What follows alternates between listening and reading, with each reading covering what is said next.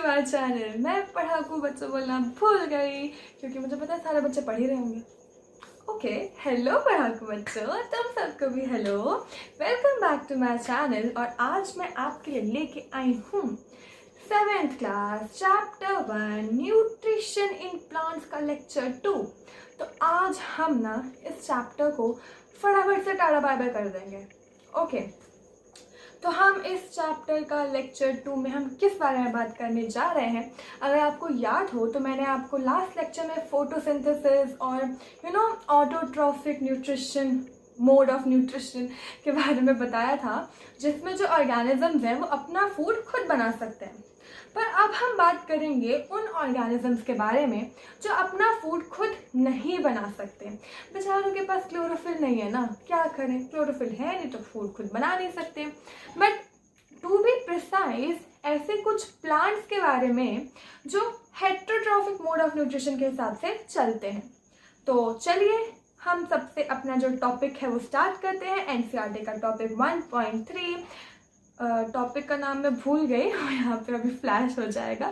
तो चलिए अब हम उसी टॉपिक यानी कि जिसमें हम nutrition, other modes of nutrition के बारे में पढ़ेंगे, चलिए स्टार्ट करते हैं। Let's begin.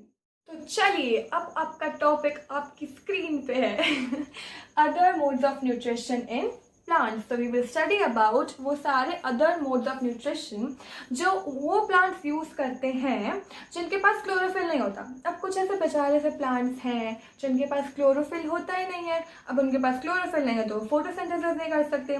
फोटोसिंथेसिस नहीं कर सकते तो वो खुद के लिए अपना जो फूड है वो खुद अटेन नहीं कर सकते। बट उनको न्यूट्रिशन तो चाहिए क्योंकि उन्हें भी ग्रो करना है। तो अब वो अपना न्यूट्रिशन जो है वो बहुत ही डिफरेंट तरीके से जो है वो गेन करते हैं। तो बेसिकली वो हेटेरोट्रॉफिक मोड ऑफ न्यूट्रिशन को यूज़ करते हैं। वो दूसरे प्लांट या प्लांट प्रोडक्ट पे डिपेंडेंट होते हैं अपने न्यूट्रिशन के लिए। तो मैं आपको कुछ 3 या 4 ऐसे प्लांट्स हैं जो दूसरे प्लांट्स पे डिपेंडेंट होते हैं अपने न्यूट्रिशन के लिए, क्योंकि मोस्टली जो प्लांट्स होते हैं वो तो अपना आराम से फोटोसिंथेसिस कर रहे हैं। बट ये छोटे छोटे कुछ ऐसे प्लांट्स हैं जिनके पास क्लोरोफिल की एब्सेंस है, क्लोरोफिल नहीं है, तो इनको अदर दूसरे मोड्स का यूज़ करना पड़ता है। तो अगर मैं आपको फर्स्ट जो हम जिसके बारे में हम पढ़ने जा रहे हैं उसका अगर मैं आपको छोटा सा इंट्रोडक्शन दूँ ना, तो वो एक ऐसा प्लांट है जो बड़ा ढीठ किस्म का है। इमेजिन करो कि आपके घर में ज़बरदस्ती कोई घुस आए और आपके जो रिसोर्सेज हैं उनको यूज़ करने लगे।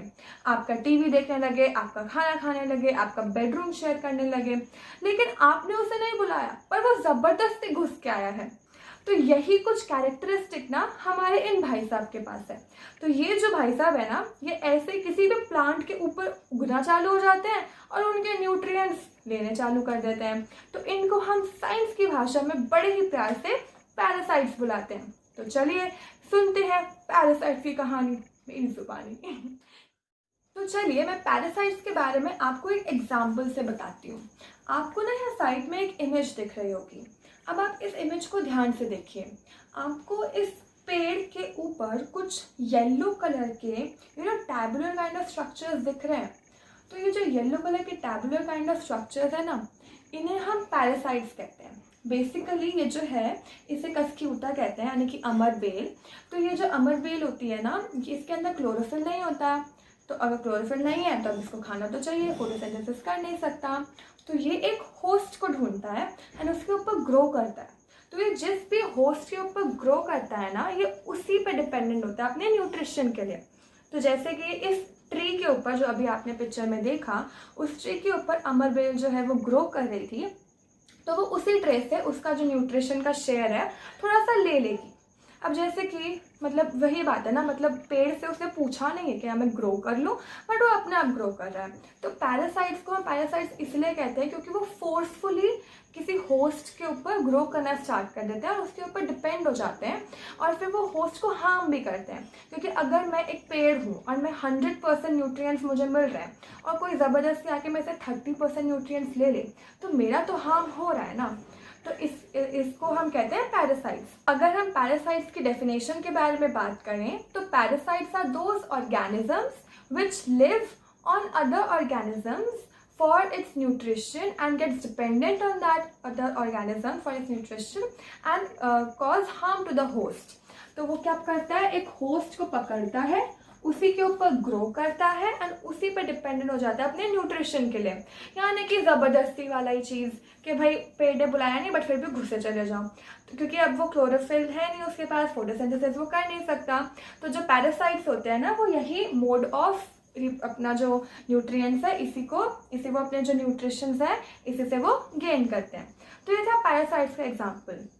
अब हमारे पास एक अच्छा क्वेश्चन है कि क्या हम भी पैरासाइट्स हैं, क्योंकि हम भी तो जो ह्यूमंस हैं जो एनिमल्स हैं वो भी तो प्लांट्स के ऊपर डिपेंडेंट होते हैं अपने न्यूट्रिशन के लिए। बट हम पैरासाइट्स नहीं हैं क्योंकि हम प्लांट के ऊपर ग्रो नहीं कर रहे हैं, हम प्लांट को तंग नहीं कर रहे हैं, राइट, हम सिर्फ उसका फूड ले रहे हैं, तो हम उनके ऊपर ग्रो नहीं कर रहे। तो अगर हम डेफिनेशन के अकॉर्डिंग चलें तो हम लोग पैरासाइट्स नहीं हैं। पर यहाँ पे आपसे एक क्वेश्चन पूछा जा रहा है, तो वो पहेली आपसे एक क्वेश्चन पूछ रही है कि क्या जो मॉस्किटोज होते हैं, जो लीचेस होते हैं, क्या वो पैरासाइट्स होते हैं। तो अगर हम पैरासाइट्स की डेफिनेशन पर जाएं तो उसकी डेफिनेशन ये है कि it is a organism which lives on the host and उसको हार्म भी करता है, उस पर न्यूट्रिशन पे डिपेंडेंट होता है। तो अगर हमें पता है मॉस्किटोज हमें काटते हैं, मच्छर हमें काटते हैं, राइट, हमारा खून चूसते हैं, तो यानी कि जो लीचेस हो गए, जो मॉस्किटोज हो गए, ये अपने होस्ट का जो ब्लड है उसे सक करते हैं और उस ब्लड से वो अपने न्यूट्रिशन को गेन करते हैं। तो हम मॉस्किटोज, लीचेस और बेड बग्स जो होते हैं इनको हम पैरासाइट्स की कैटेगरी में रख सकते हैं। So now let's move on to our second plant जो हेटेरोट्रॉफिक मोड ऑफ न्यूट्रिशन पे डिपेंडेंट होता है। तो अगर मैं नेक्स्ट के बारे में अगर आपको थोड़ी सी इंफॉर्मेशन दूं तो आपने क्या कभी सुना है कि कोई प्लांट एनिमल्स खा रहा है या वो इंसेक्ट खा के अपना न्यूट्रिशन उनसे अटेन कर रहा है?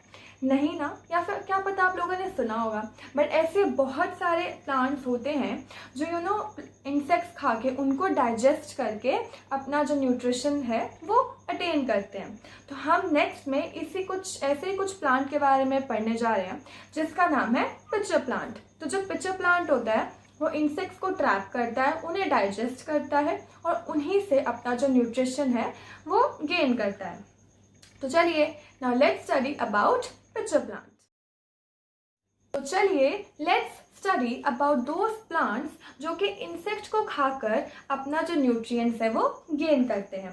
तो ये कुछ ऐसे प्लांट्स होते हैं जो इंसेक्ट्स को खाते हैं एंड ज़रूरी नहीं है कि ये प्लांट्स ग्रीन कलर के ना हो, ग्रीन कलर के भी हो सकते हैं। जैसे कि अगर हम पिचर प्लांट का एग्जांपल लें तो यहाँ पे साइड में आपको पिचर प्लांट की एक इमेज दिख रही होगी, तो यू कैन ऑब्जर्व कि जो पिचर प्लांट है वो ग्रीन कलर का होता है एंड यू कैन सी कि इसका एक लिड है। तो ये जो लिड है ना ये खुल भी जाती है और बंद भी हो जाती है एंड ये जो उसका पूरी बॉडी है एंड ये जो पिचर प्लांट की पूरी बॉडी है ये एक माउथ की तरह एक्ट करती है। लिड बंद हो जाती है और खुल भी जाती है। तो जब भी कोई इंसेक्ट पिचर प्लांट के आसपास घूम रहा होता है और वो इसकी बॉडी के अंदर एंटर हो जाता है तो जो लिड होती है ना वो बंद हो जाती है। अब जो पिचर प्लांट की जो बॉडी होती है उसके अंदर ना बहुत सारे हेयर्स होते हैं, ठीक है। अब वो हेयर्स है डाउनवर्ड की तरफ, तो पिचर प्लांट की जो बॉडी होती है ना उसके अंदर बहुत सारे हेयर्स होते हैं। तो अगर हम देखें ये अगर हमारा पिचर प्लांट है और ये अगर इसकी बॉडी है तो इसके अंदर ना हेयर्स होते हैं जो डाउनवर्ड की तरफ फेस कर रहे होते हैं। तो अगर कोई इंसेक्ट इसके अंदर घुस जाता है तो सबसे पहले तो लिड बंद हो जाता है, राइट, और इतने सारे हेयर्स होते हैं कि जो वो इंसेक्ट होता है ना वो इंटैंगल्ड हो जाता है और नीचे नीचे जाता रहता है। So it keeps on going downwards. तो अब जो पिचर प्लांट के अंदर जो डाइजेस्टिव जूसेस होते हैं वो इस इंसेक्ट को डाइजेस्ट कर लेते हैं और इसी इंसेक्ट के थ्रू पिचर प्लांट जो है उसको अपने न्यूट्रिएंट्स मिल जाते हैं। तो इसी टाइप के जो प्लांट्स होते हैं जो इंसेक्ट को खाते हैं और इंसेक्ट से अपना न्यूट्रिशन जो है वो गेन करते हैं उनको हम कहते हैं इंसेक्टिवोरस प्लांट्स।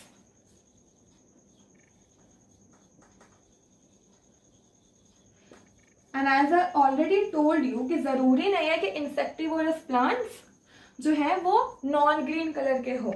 जैसे कि पिचर प्लांट जो है ये ग्रीन कलर का होता है एंड यही डाउट बूजर के मन में भी आया है कि अगर पिचर प्लांट ग्रीन कलर का है तो फिर ये क्यों इंसेक्ट खा रहा है। The reason for it is जितने भी इंसेक्टिवोरस प्लांट्स होते हैं ना वो जिस सॉइल में ग्रो करते हैं उस सॉइल में ना न्यूट्रिएंट्स की थोड़ी शॉर्टेज होती है। तो न्यूट्रिएंट्स कम है, तो अब इसे जो जितने भी न्यूट्रिएंट्स कम मिल रहे हैं उतने उतने जो न्यूट्रिएंट्स है ये कहीं ना कहीं से तो गेन करेगा ना। तो इसीलिए ये कुछ इंसेक्ट्स को खाता है और वहाँ से अपने जो न्यूट्रिएंट्स है वो गेन करता है। जस्ट बिकॉज इसकी सॉइल में जहाँ पे ये ग्रो करते हैं वहाँ पे न्यूट्रिएंट वैल्यू जो है उस सॉइल की थोड़ी कम होती है। तो ये था हमारा पिचर प्लांट और कुछ इंसेक्टिवोरस प्लांट जो इंसेक्ट खाते हैं। So now let's move on to the third category of plant जो हेटेरोट्रॉफिक मोड ऑफ न्यूट्रिशन से अपने न्यूट्रिएंट्स को गेन करता है। और जो नेक्स्ट टॉपिक है वो है हमारा सैप्रोट्रॉप्स। तो ये जो सैप्रोट्रॉप्स के बारे में अगर मैं आपको थोड़ी शॉर्ट इन्फॉर्मेशन दूँ ना, तो जो सैप्रोट्रॉप्स हैं ये कुछ अच्छे भी होते हैं और कुछ बुरे भी होते हैं। जो सैप्रोट्रॉप्स होते हैं वो हम मेडिसिन में भी यूज़ करते हैं, हम खाते भी हैं, राइट। और कुछ जो होते हैं वो डेंजरस भी होते हैं और वो चीज़ें खराब भी करते हैं। तो चलिए let's gain some more information on saprotrophs.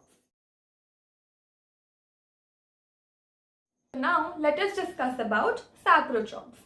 अब आपने नोटिस किया होगा कि मार्केट में मशरूम वेजिटेबल मार्केट में मिलती है एंड आपने रेनी सीजन में अगर देखा होगा कि वुड के ऊपर ना कुछ पार्टिकल्स ग्रो होना स्टार्ट कर जाते हैं। तो जो पार्टिकल्स वुड के ऊपर ग्रो कर रहे हैं और जो मशरूम है ये सारे सैप्रोट्रॉप्स के अंडर आते हैं। तो अब इनका मोड ऑफ न्यूट्रिशन क्या होगा, क्योंकि इनके पास क्लोरोफिल तो है नहीं जो कि खुद फोटोसिंथेसिस कर ले और ना इनके पास माउथ है, तो इन्हें कहाँ से न्यूट्रिशन मिलता है। तो इसके लिए हम एक छोटी सी एक्टिविटी करते हैं। आप ब्रेड का पीस लो, उसे थोड़ा सा वाटर से गीला करो, थोड़ा सा मॉइस्चर करो और इसे 3-4 दिन के लिए रख दो किसी वार्म जगह पे। अगर आप बाद में उसे देखोगे तो आपको कुछ ऐसा दिखेगा जैसा इस इमेज में शो हो रहा है। ब्रेड के ऊपर ना कुछ वाइट कलर के, ग्रीन कलर के और बहुत सारे कलर्स हैं, उन कलर के आपको कुछ पिगमेंट्स ग्रो होने दिख जाएंगे। जैसे कि इस पिक्चर में आप देख सकते हैं कि कुछ ग्रीन कलर के जो पिगमेंट्स है ना वो ग्रो हो रहे हैं। अब ये पिगमेंट क्या है, तो ये जो पिगमेंट जो चीज़ ग्रो हो रही है ना इसे हम कहते हैं फंगी यानी कि फंगस।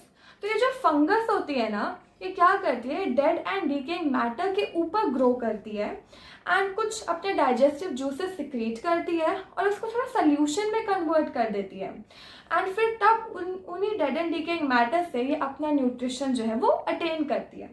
सो यानी कि organisms which feed on or which grow on dead and decaying matter and attain their nutrition in a solution form, they are known as saprotropic nutrition.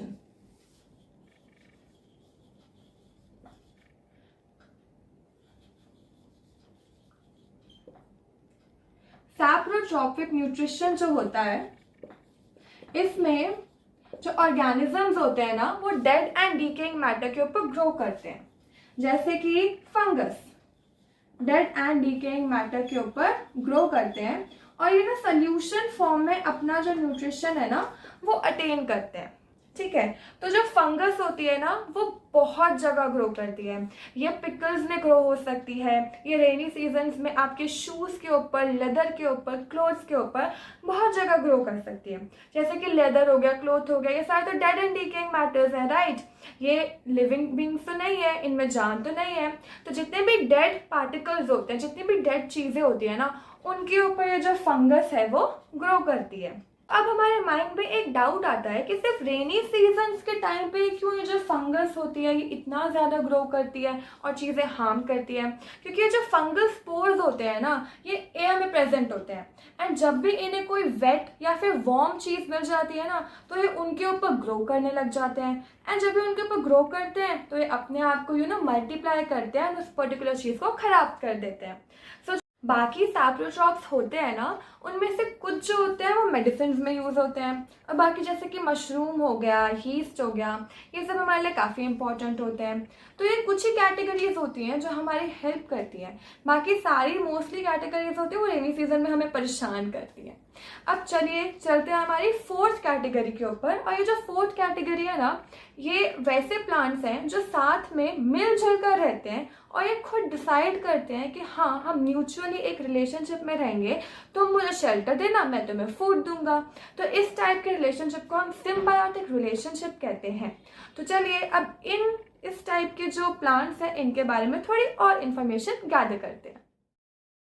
तो कुछ ऐसे ऑर्गेनिजम्स होते हैं जो अपनी मर्जी से एक साथ रहते हैं और शेल्टर और वाटर और जो न्यूट्रिएंट्स हैं उनको अपनी मर्जी से शेयर करते हैं। तो इस टाइप की शेयरिंग और म्यूचुअल अंडरस्टैंडिंग को हम सब सिम्बायोटिक रिलेशनशिप कहते हैं। फॉर एग्जाम्पल, एक फंगस है, वो ट्री की रूट्स में ग्रो कर रही है। अब जो फंगस है ना, उसको शेल्टर मिल गया ट्री की वजह से, और जो ट्री है उसको न्यूट्रिएंट्स में मिल रहे हैं फंगस की वजह से। अब फंगस की वजह से ट्री को कैसे न्यूट्रिएंट्स मिल रहे हैं? क्योंकि जो फंगस होता है ना, वो सॉइल में जितने भी वाटर और न्यूट्रिएंट्स होते हैं वो इजीली ट्री तक पहुंचा देता है, और ट्री बदले में जो फूड है वो फंगस को दे देता है। तो ये एक सिम्बायोटिक रिलेशनशिप है, और ये ट्री के लिए बहुत ज़्यादा पॉजिटिव है, क्योंकि ट्री को बहुत ही अच्छे से सॉइल के जितने भी न्यूट्रिएंट्स है और जो वाटर है वो बहुत ही अच्छे से फंगस ट्री तक पहुंचा देता है। अब ऐसा ही एक और एग्जाम्पल है लाइकेंस का। अब ये कुछ ऐसे ऑर्गेनिजम्स होते हैं जिसमें एक एल्गे और एक फंगस दोनों साथ रहते हैं।